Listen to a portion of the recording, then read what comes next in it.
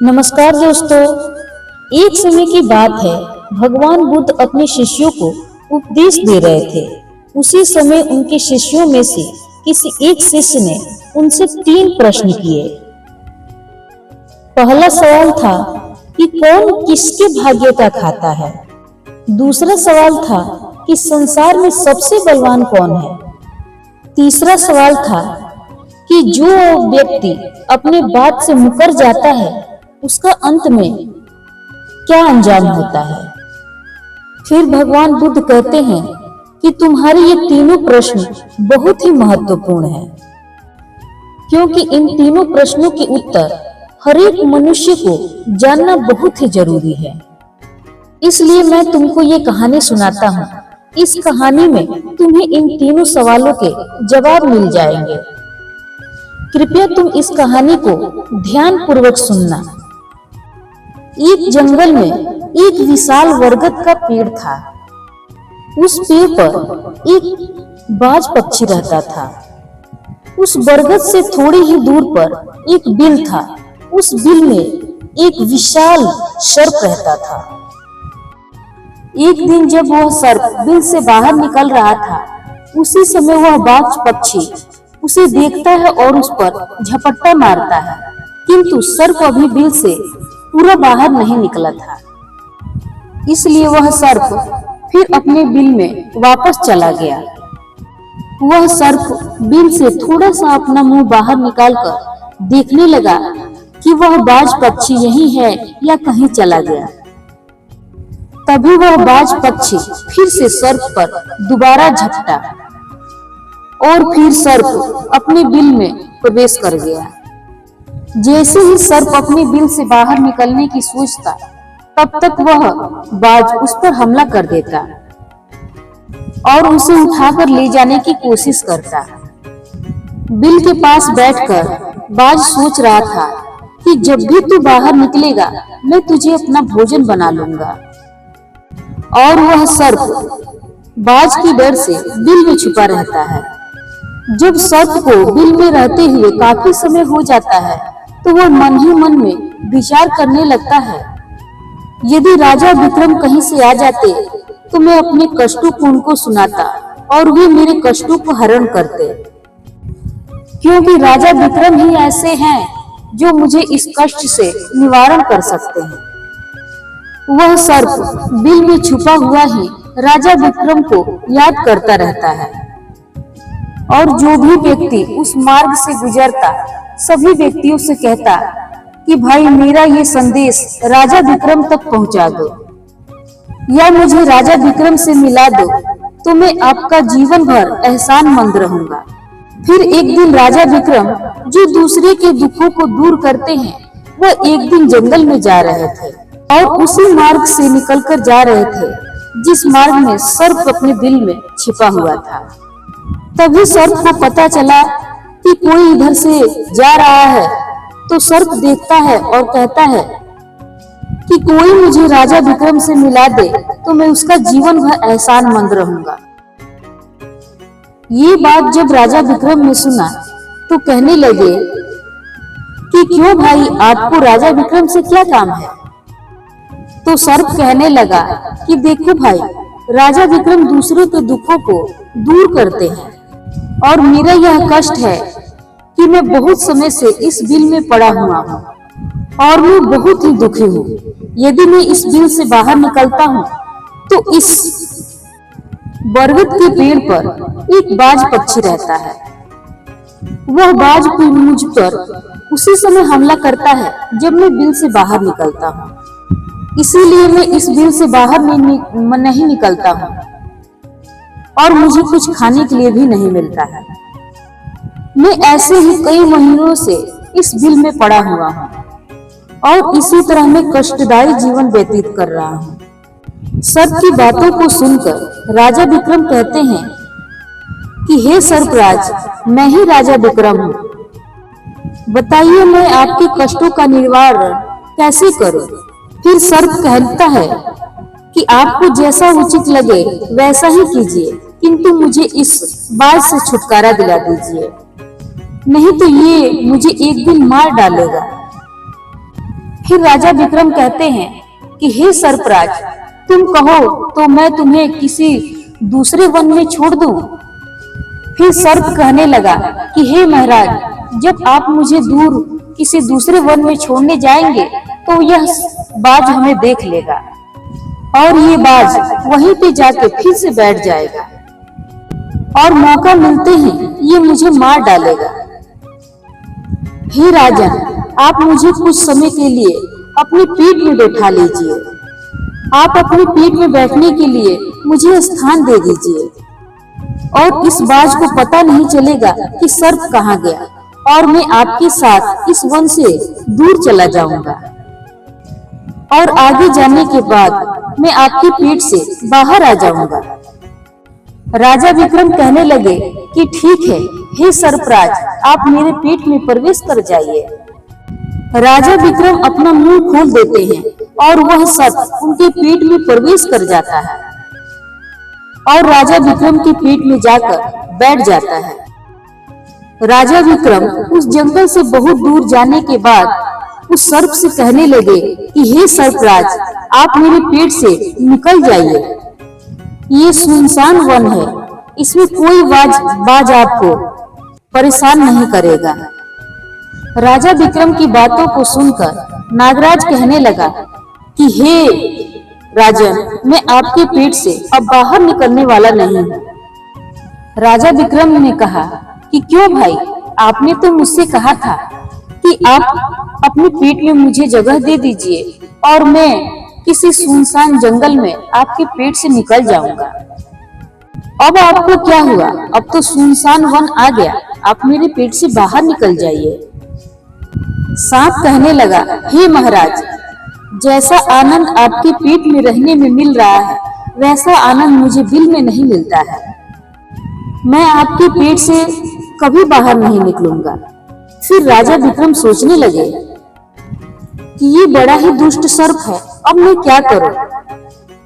सर्प के विष की वजह से राजा विक्रम के पूरे शरीर में खून फूटने लगा और राजा विक्रम सोचने लगे कि अभी राज्य में जाना उचित नहीं होगा, क्योंकि मैं अब कोढ़ी हो गया हूँ और मुझे इसी वन में रहकर इस नागराज से भी छुटकारा पाना है। ये सोचकर महाराज विक्रम उसी पेड़ के नीचे एक झोपड़ी बनाकर सो जाते हैं। उनके शरीर से खून टपकने लगता है और बदबू आने लगता है, जो कि सर्प का जहर था। सर्प राजा विक्रम के पेट में कुंडली मारकर बैठा हुआ था। राजा विक्रम उस जंगल में एक कोढ़ी के हालत में वहीं पर सोए हुए रहते हैं। अब इधर उन्हीं के समय में एक प्रसिद्ध जनपद था। श्रावस्ती और श्रावस्ती के प्रसिद्ध महाराजा थे।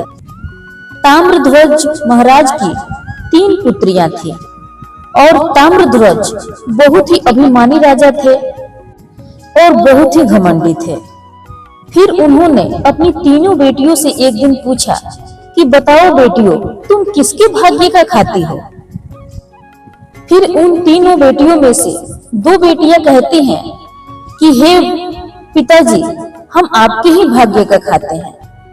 परंतु उन तीनों बेटियों में से एक राजा की चित्ररेखा नामक बेटी थी। वो अपने पिता ताम्रध्वज से कहती है कि नहीं पिताजी, मैं अपने भाग्य का खाती हूँ। बेटी की बातों को सुनकर राजा को बहुत ही क्रोध आया और उसी समय उन्होंने नाई और ब्राह्मण को बुलवाया और कहा कि इन 2 बेटियों का रिश्ता आप राजा के घर में तय करके आइए और यह जो बड़ी बेटी है उसका रिश्ता किसी कोढ़ी कलंकी के साथ तय करके आइए। यह जो लूला लंगड़ा हो, यानी कि जिसके हाथ पैर ना हो, उससे उसका रिश्ता तय करके आइए। फिर राजा की बातों को सुनकर नाई और ब्राह्मण उन तीनों बेटियों का रिश्ता तय करने के लिए वहां से चल देते हैं। उन्होंने राजा की दोनों बेटियों का रिश्ता तो राजवंश में तय कर दिया, परंतु बड़ी बेटी के लिए वह वर ढूंढते ढूंढते एक जंगल में पहुंचे, जिस जंगल में राजा विक्रम कोढ़ी के रूप में पड़े हुए थे और उनके शरीर से खून टपक रहा था। राजा विक्रम के शरीर को देखकर नाई और ब्राह्मण सोचते हैं कि इनसे अच्छा कोई वर नहीं मिलेगा और दोनों आपस में सलाह करने लगते हैं कि चलिए अब हम इसी बूढ़ी व्यक्ति से राजा की बड़ी बेटी का रिश्ता तय करके चलते हैं। और बहुत ही जल्द ताम्रध्वज राजा अपनी बड़ी बेटी का विवाह उस बूढ़ी के साथ जंगल में ले जाकर कर दिए। राजा विक्रम जैसे महान प्रतापी राजा समय की चपेट में आ गए थे और वह एक कोढ़ी का जीवन व्यतीत कर रहे थे। वह लड़की बड़ी प्रतिवर्ता थी। वह लड़की अपने पति राजा विक्रम की सेवा किया करती थी और वह दो छोटी बहनें थी। वह बड़े बड़े राजाओं के घर में गई। वहां पर वे आराम की जिंदगी जी रही थी। इधर चित्रलेखा राजा विक्रम के साथ दुखी जीवन काट रही थी। कहते हैं कि जो अपने नियम और सिद्धांतों पर रहता है और अपने नियमों का पालन करता है, ईश्वर हमेशा उसे सुखी रखता है। भगवान उसे हमेशा आनंद प्रदान करते हैं। इसलिए जब चित्ररेखा को उस झोपड़ी में रहते रहते राजा विक्रम के साथ बहुत दिन बीत जाते हैं, तो उस झोपड़ी के पास एक पीपल का बहुत ही विशाल वृक्ष था और उस वृक्ष के नीचे एक दूसरे सर्प का बिल था। राजा विक्रम सो रहे थे और रात्रि का समय था। चित्रलेखा महाराज विक्रम की सेवा कर रही थी और उस बिल से बाहर निकलकर राजा विक्रम के पेट में जो सर्प था उससे कहने लगता है कि अरे दुष्ट, तू अपने वचन से मुकर गया। तूने तो महाराज विक्रम से कहा था कि मैं दूर वन में जाकर आपके पेट से बाहर निकल जाऊंगा। तू ऐसे परोपकारी राजा के पेट में जाकर बैठ गया। तेरी जहर के कारण राजा के पूरे शरीर से खून निकल आया। अरे तुझे शर्म नहीं आई कि तूने कितना बड़ा गलत काम किया है। इतने ही समय में न जाने कितने लोगों का राजा विक्रम दुख दूर करते। और फिर कहता है कि यदि कोई सुन रहा हो तो मैं तेरे मरने का उपाय बताता हूँ। यदि कोई गंगा जल लाकर उस राजा को पिला दे तो तेरे 100 टुकड़े हो जाएंगे और तू मल के रास्ते से बाहर निकल जाएगा। और सबकी बातों को सुनकर राजा के पेट में जो दूसरा सर्प था वह कहने लगता है कि तेरे जैसा भी मैंने कभी नहीं देखा। तू तो धन के खजाने पर कुंडली मारकर बैठा है। अगर यह धन मानव समुदाय के कल्याण के लिए लगाया जाता तो कितने लोगों का भला होता। मैं भी तेरे मरने का उपाय बताता हूँ। यदि कोई सुन रहा हो, पीपा तेल गर्म करके तेरे बिल में डाल दे तो उसी समय तू नष्ट हो जाएगा और बिल वाले जगह की खुदाई करने पर यहाँ पर अपार धन संपत्ति निकलेगी। चित्रलेखा उन दोनों सर्पों की बातों को बड़े ध्यान से सुन रही थी और उन सर्पों की बातों को सुनकर चित्रलेखा के मन में विचार आया कि यह राजा विक्रम है और उनके पेट में एक सर्प बैठा है, जिस कारण महाराज के शरीर से खून निकल गया है। और उसी समय बेचारी चित्ररेखा एक महर्षि के आश्रम में पहुंचती है और महात्मा से कहती है कि हे महात्मा, मुझे 1 गिलास गंगा जल की आवश्यकता है। फिर चित्ररेखा की बातों को सुनकर महात्मा कहते हैं कि तुम कौन हो और तुम्हें गंगा जल की जरूरत क्यों पड़ी है। तो फिर चित्ररेखा कहती है कि हे मुनिवर, मैं राजा चित्रध्वज की पुत्री हूँ। मुझे दवा के रूप में गंगा जल चाहिए। और महर्षि ने चित्ररेखा को 1 गिलास गंगा जल दे दिया और उस गंगा जल को लेकर चित्ररेखा महाराज विक्रम के पास पहुंच गई और कहने लगी, महाराज, ये दवाई है जो आपके कोढ़ को ठीक करेगी। आप इस दवाई को ग्रहण कीजिए। और राजा विक्रम ने उस गंगा जल को जब ग्रहण किया तो उस सर्प के 100 टुकड़े हो गए और वह सर्प राजा के शरीर से मल के द्वार के तरफ से बाहर निकल आया। और उसके बाद राजा का कोढ़ धीरे धीरे सही होने लगा और कुछ ही दिनों में राजा का कोढ़ बिल्कुल अच्छी तरह से सही हो गया और राजा पहले की तरह बिल्कुल स्वस्थ हो गए। और फिर एक दिन चित्ररेखा महाराज से कहती हैं कि हे महाराज, मैं स्त्री हूँ, मैं शहर नहीं जा सकती हूँ। आप शहर में जाइए और एक पीपा तेल शहर से लेकर आइए। राजा कहने लगे कि हे चित्ररेखा, तुम उस तेल का क्या करोगी? चित्ररेखा ने कहा, महाराज पहले आप तेल लेकर आइए, फिर मैं आपको बताऊंगी।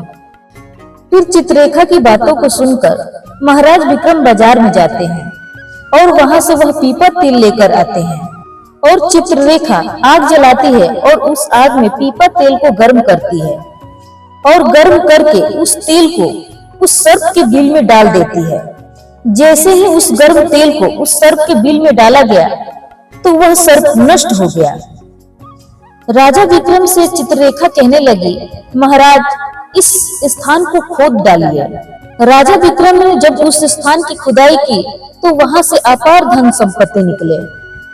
चित्ररेखा कहने लगी कि महाराज, मैं जानती हूँ कि आप राजा विक्रम हैं, परंतु मेरे पिता ने मेरा अपमान किया है, इसीलिए उन्होंने एक कोढ़ी के साथ मेरा विवाह कर दिया था, क्योंकि मैंने उनसे कहा था कि जो भी मैं खाती हूँ वो मैं अपने भाग्य का ही खाती हूँ, कोई किसी को नहीं देता है, सब लोग अपने भाग्य का ही खाते हैं। इसीलिए इसी स्थान पर मेरे पिता से अच्छा एक महल बनना चाहिए। राजा विक्रम कहने लगे, चित्ररेखा, तुम कैसी बातें कर रही हो? हम नरेश हैं, भला यहाँ इस जंगल में हम महल क्यों बनाएंगे? आप उज्जैन नगरी को चलिए। राजा के कितने कहने पर भी चित्ररेखा उनकी बातों को नहीं मानी और फिर राजा ने उस वन में एक सुंदर महल का निर्माण करवाया। इस संसार में सबसे बलवान समय होता है और कोई बलवान नहीं होता है। जिसका समय अच्छा होता है वही बलवान होता है और आगे बढ़ता जाता है, और जिसका समय खराब होता है, जिसका समय विपरीत हो जाता है और वह पतन की तरफ अग्रसर हो जाता है। और इधर राजा ताम्रध्वज पर एक दूसरा राजा आक्रमण कर देता है। आक्रमण में ताम्रध्वज राजा पराजित हो जाता है और अपने प्राण को बचाने के लिए परिवार सहित उसी वन में चला जाता है। जब राजा वन में भूखा प्यासा इधर उधर भटक रहा था तो चित्ररेखा अपने पिताजी को देखकर पहचान जाती है। चित्ररेखा ने अपने एक सेवक को भेजा और महाराज ताम्रध्वज, जो फटे हुए वस्त्रों में उनके पास वस्त्र नहीं थे कि वे एक अच्छे वस्त्र भी पहनते, अपने पिताजी की ऐसी अवस्था को चित्ररेखा ने देखा और सेवक से बुलवाया। ताम्रध्वज ने चित्ररेखा को देखा तो सोचा कि न जाने ये कौन है, ये हमें क्यों बुलवा रही है। जब राजा ताम्रध्वज उस लड़की के पास पहुंचे तो उस लड़की को पहचान लिया। चित्ररेखा ताम्रध्वज से कहने लगी कि पिताजी, मैं वही चित्ररेखा हूँ। मैं आपसे कहती थी कि मैं अपने भाग्य का ही खाती हूँ। देखिए, मैं अपने ही भाग्य का खाती हूँ, मैं आपके भाग्य का नहीं खाती हूँ। आपने तो मुझे एक कोढ़ी को दे दिया था ना, परंतु मेरे भाग्य में तो एक सम्राट लिखा था। देखिए पिताजी, मैं उज्जैन नरेश राजा विक्रम की पत्नी हूँ। राजा ताम्रध्वज मन में विचार करता है और अपनी उस लड़की से अपने अपराध के लिए क्षमा मांगता है। इस संसार में सबसे बड़ा और सबसे बलवान समय है। कोई व्यक्ति किसी दूसरे का भाग्य का नहीं खाता है। हर व्यक्ति सोचता है कि यह मेरे भाग्य का खा रहा है, लेकिन कोई किसी के भाग्य का नहीं खाता है। जो कोई भी कुछ खाता है वह अपने भाग्य का ही खाता है। हर दाने दाने पर खाने वाले का नाम लिखा रहता है। आप अपने मन में ये ना सोचें कि आप किसी को खिला रहे हैं। किसी को खिलाने वाला कौन होता है? इस संसार में सबको खिलाने वाला तो एक ही होता है, और वह है परम पिता परमेश्वर। जो अपनी बात से मुकर जाता है उसका अंजाम वही होता है जो राजा विक्रमा के पेट में बैठे हुए सर्प का हुआ था। अंततः वह विनाश को प्राप्त होता है। हमेशा सत्य की ही जीत होती है। अधर्मी और पापियों का हमेशा नाश ही होता है। इस तरीके से राजा विक्रम और उनकी पत्नी चित्ररेखा ने राजा ताम्रध्वज का बड़ा ही सुंदर से स्वागत किया। वह राजा विक्रम महाराज ताम्रध्वज को अपनी राज्य उज्जैन लेकर आए और बाद में राजा विक्रम ने अपनी सेना राजा ताम्रध्वज के साथ भेजी और जिस राज्य ने ताम्रध्वज को पराजित किया था उससे उन्होंने अपना राज्य वापस पा लिया। जिसकी किस्मत अच्छी होती है, जिसके कर्म अच्छे होते हैं, उसे ईश्वर कहीं न कहीं से देता ही है। हम तो अपने परिवार का पालन करने में भी हिचक जाते हैं, लेकिन इस संसार के पालन करने वाले को देखिए, वो हमेशा संसार के हर एक जीव जंतुओं का ध्यान रखते हैं। वीडियो अगर पसंद आया हो आप सभी को तो वीडियो को लाइक कीजिए और मेरे चैनल को सब्सक्राइब कीजिए और ज्यादा से ज्यादा इस वीडियो को शेयर कीजिए ताकि मेरा उत्साह बढ़ता रहे। तो चलिए मिलते हैं नेक्स्ट किसी कहानी के साथ। तब तक के लिए धन्यवाद।